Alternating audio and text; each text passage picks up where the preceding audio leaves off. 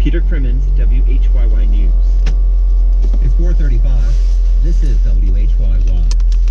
Support for NPR comes from this station and from CFP, Certified Financial Planner Professionals, focused on providing holistic financial planning from taxes and investments to retirement and estate planning in the client's best interest. Let'smakeaplan.org. And from ServPro, committed to observing the highest cleaning and sanitation standards, available to help 24/7. ServProPrep.com/NPR. Franchises are independently owned and operated. From NPR News, this is All Things Considered. I'm Elsa Chang in Los Angeles. And I'm Mary Louise Kelly in Washington. Some southern states, including Georgia and South Carolina, are among the first in the country to ease stay-at-home restrictions.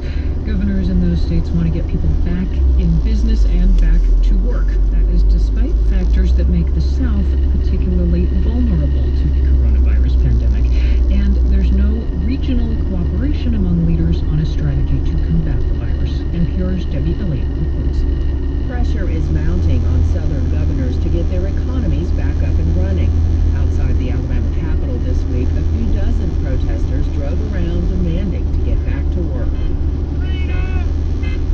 Republican Governor Kay Ivey has issued a stay-at-home order through April 30th.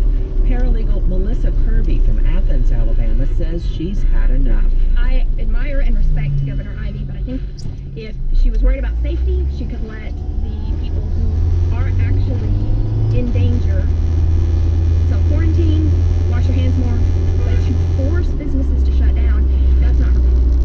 From inside the Capitol, Ivey says no one wants to open the economy more than she does, but the state must first increase its testing capacity. Remember, all of my decisions that I'm going to make are based on data, not a desired date. She's taking a more cautious approach than neighboring states, Georgia, Tennessee, Florida, and Mississippi, where Republican governors are moving to reopen at least parts of their economies. I think that we could be heading for a macabre game of whack-a-mole. Thomas Leviste is dean of the School of Public Health and Tropical Medicine at Tulane University in New Orleans.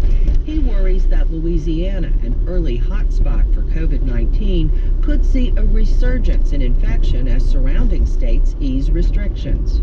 Unless the states in the South can coordinate the way the states in the Northeast, the West, and the upper Midwest are starting to do, we're going to have problems. Leviste describes what he calls a toxic mix of long-standing policy decisions and population characteristics that already create an opportunity for a pandemic to rage in the South.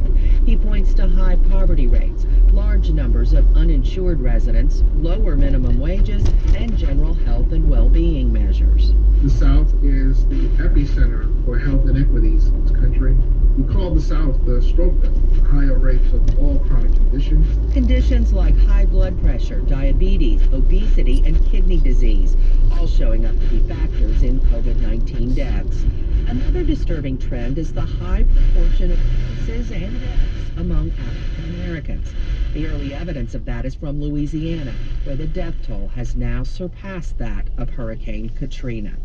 In New Orleans, there are clusters of cases in predominantly black neighborhoods where people mostly work in the tourism industry. This virus has exposed the social and economic fragility of working families. New Orleans Mayor LaToya Cantrell. Families who do not earn a living wage, those who go without access to health care, those who lack social safety net. So all of this is embedded in really what we're seeing. Southern states are also subject to natural disasters. This month, there have been deadly tornadoes and flash floods. Hurricane season starts June 1st, and there's spring flooding on the Mississippi River. In the river town of Greenville, Mississippi, Mayor Eric Simmons says they're still reeling from record floods last year and now this. In a city that has a 38.6% poverty rate, this COVID-19 is exacerbating all of the issues that we're having. We still have people displaced from last year's flood to worry about, plus the acute nature of the pandemic's economic downturn is felt more here than many other places. Simmons says demand at food pantries and soup kitchens has nearly tripled in the Mississippi Delta in the face of the pandemic. Region-wide, 8 of the 10 states with the biggest jumps in unemployment claims are in the South. The pandemic is also renewing calls for expanding Medicaid coverage. 9 of the 14 states that did not expand Medicaid under the Affordable Care Act are southern states.